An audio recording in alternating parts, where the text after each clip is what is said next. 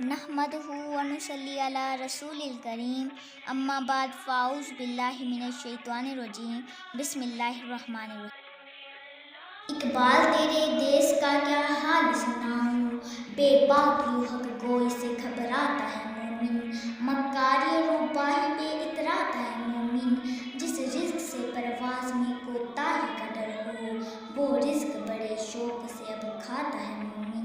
جناب صدر، محترم اساتذہ کرام، عزیز طلباء اور اقبال کے نوجوانوں، السلام علیکم۔ آج میری تقریر کا عنوان اقبال اور آج کا نوجوان ہے۔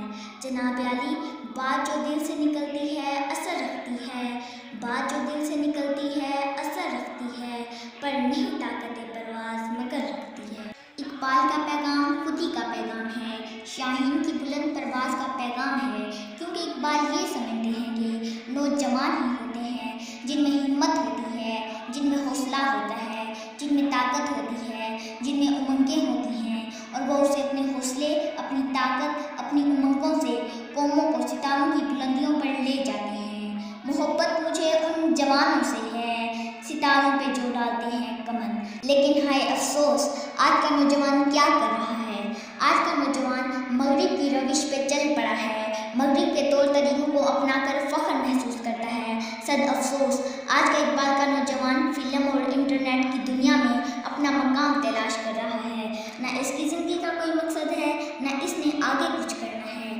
نہ تو زمین کے لیے ہے نہ آسمان کے لیے، جہاں ہے تیرے لیے تو نہیں جہاں کے لیے۔